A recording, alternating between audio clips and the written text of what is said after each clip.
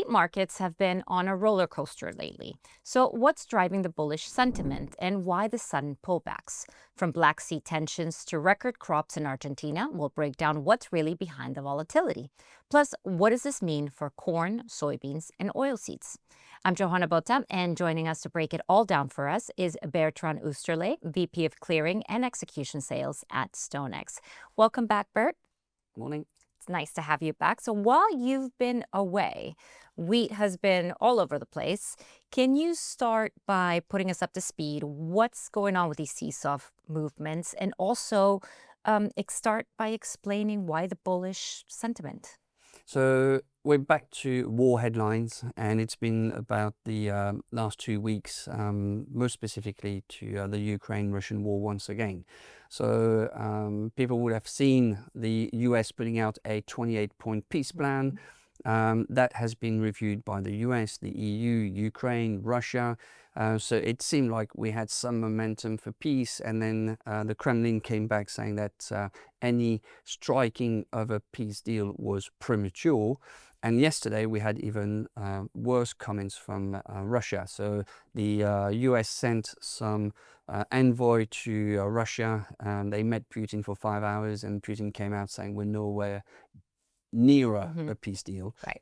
So we're not progressing. And to make matter worse, the Ukrainians have hit some tankers from Russian origin, and Putin came out yesterday saying if Ukraine doesn't stop, we might as well consider blocking the Ukrainians from accessing the Black Sea, so hitting their own ships, hitting their shipping facilities, or even their loading capacities. And we're back to the point where the maritime route of the Black Sea may be jeopardized. So we're going to have to look over the next few days if there's any hitting of Odessa on the Ukrainian side, Novorossiysk on the Russian side. And Putin made it even with a further comment saying that he might even consider hitting vessels of countries that help the Ukraine. Also, the second point we had is an element of international tenders that have come to the market in wheat over the past 2-3 weeks, and there's been plenty. So currently, Algeria is tendering for some 50,000 tons, which is the usual amount, but it may mean an awful lot more. Tunisia has bought some 300,000 tons recently of soft wheat, durum wheat, and barley. Egypt has bought over the past 2-3 weeks some 500,000 tons plus of Russian wheat. We heard that Turkey bought some 800,000 tons of Russian wheat. Then the list continues. Saudi Arabia bought some 300,000 tons. China bought 132,000 tons of US white wheat. And then if we look at South Korea, they bought some 370,000 tons of wheat. And finally, we've got Thailand looking to buy some 240,000 tons of feed wheat. Okay, so then how do you explain the fluctuations to the downside in wheat?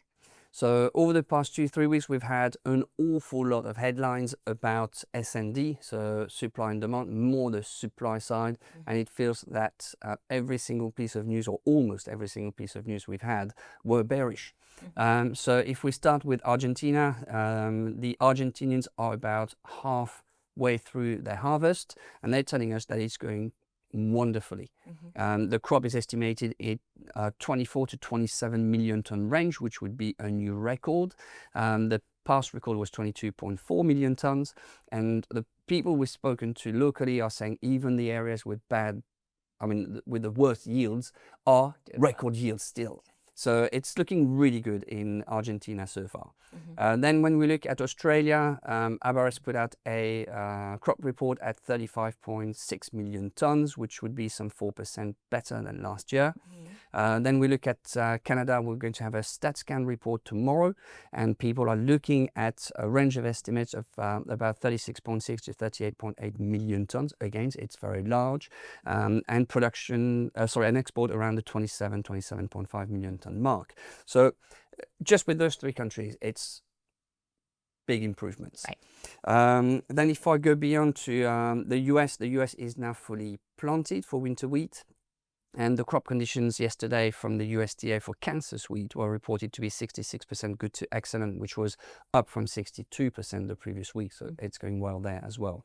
If we turn to the EU, the Planting is almost finished in France. It's still ongoing in some parts of the EU, but it's going well. The weather has been very favorable.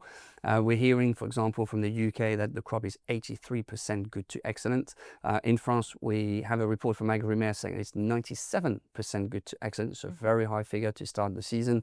I was speaking to a farmer yesterday who was saying that his crop looks so good that he hasn't seen such a good start of a crop for decades. Okay. Then if we go to Ukraine, Ukraine is also completely planted. The area is about 4.7 million hectares. And the crop estimates are about 25 million tons so far, which will be better than last year, 23, or the year prior, 22.6. And the only thing that we've seen, which is a little bit of a question mark, is Russia. So the private analysts are saying that the Russian winter wheat area might be 7% below the 5-year average. The estimates of productions for private analysts are 83.8 to 86.5 million tons. But the government is saying that, according to them, it's been good weather, good moisture, planting is completely done, and there's no reduction of area, and production might be 91 million tons. Okay. In the last couple of conversations we've had, you've mentioned the DEC March spread quite a bit in Paris wheat. With the December expiry upon us, what should we be watching for in Matif wheat? So let's be frank and honest, 95% of us got it completely wrong. So yes, the DEC March has rallied into positive. So it traded plus 1.5 yesterday, plus 1.75 this morning. So yes, it did go into positive, but the timing was absolutely awful from most of us, including myself. So we were expecting the DEC March to go into positive while the funds were rolling. It did not occur at that time, and it has started to happen while we are very close to the end of the delivery calendar. Okay. Now, in terms of pricing, it's been an interesting discussion, especially from the Western European merchants, especially the French ones. They see that when March made a low this week of 186.75. The market is very competitive on the export market, so it's quite encouraging. But at the same time, people feel that we can't go up that much because we will go into competition from Russia, Argentina or Australia. So it feels very much like we can't go too much lower because we are competitive. We can't go too much higher because we get competition from others. So a very range-bound estimate. And in terms of figures, the OI is currently on March 350,000 lots. The funds last week was short some 235.7 thousand lots. The specs overall short 194,500 lots. It's going to be interesting if those war headlines make those shorts cover a bit, or if they're going to be just satisfied by all the fundamental bearish elements I've just mentioned. Okay, well, that's a lot of information on wheat, but before we move on to corn, I'm guessing that those Black Sea tensions have also provided some support for corn prices as well? Absolutely. So the support it provided to wheat is also true for corn, and it's even truer, if I may say so, in the sense that the Ukrainians have told us that there's been some war damage to some rail routes in Ukraine. So it's a bit of a double whammy in corn, in the sense that the Ukrainians are having slower exports of corn at present because of the damage to rail and potentially a more difficult maritime route. Okay. Then in terms of tenders, we also seen a little bit of bullishness in corn, in the sense that the South Koreans have bought over 1 million tons over the past 2-3 weeks. Mexico bought some 350,000 tons and Iran about 180,000 tons. And what's going on in South America and the US with the output of corn? So the US are fully harvested, and it's been quite a mixed message about farmer intentions. Some people are saying that there's been some farmers selling in corn because they need to make space and they don't have the storage capacity. Others are saying that the selling retention is still on. Now, when we look at Brazil, the first corn crop is now fully planted. The overall estimate for output is in the range of 134.4 to 138.8 million tons. And for Argentina, it's a bit of a mixed bag of news. The crop is about 50% planted so far, and we've heard of a range of estimates of 54 to 61 million tons, so it's quite a wide range, simply because we've had about 3 sets of opinions on how the crop is doing.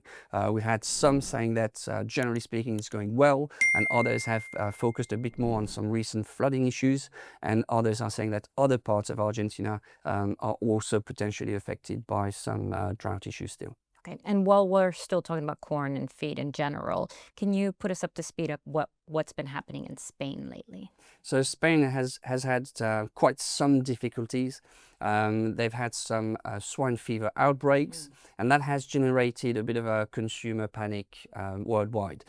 So pork export, but also pork product exports have either been simply banned by some countries, or like China, they have only allowed exports from regions which can 100% confirm that they don't have any swine fever outbreak. Yeah. Now, from a feed point of view, that's where it becomes interesting for corn or feed wheat or soybean meal.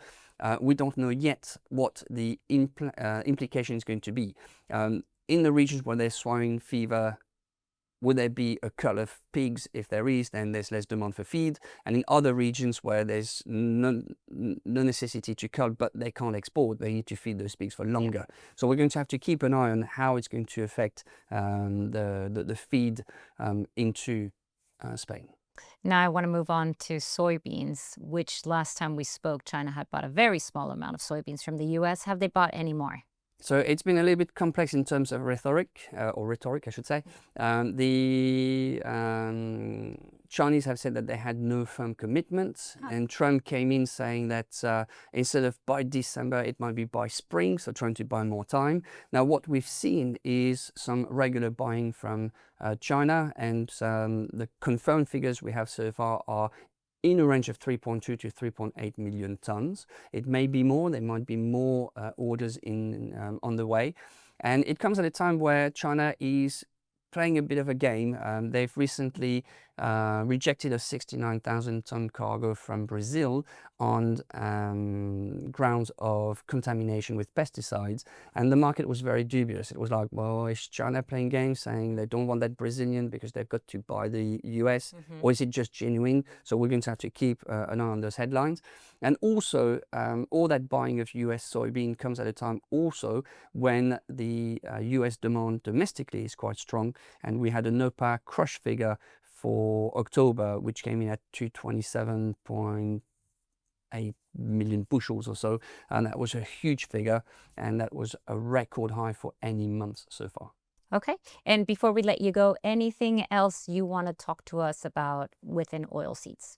So there's been a few bits and pieces to follow in terms of rapeseed and canola.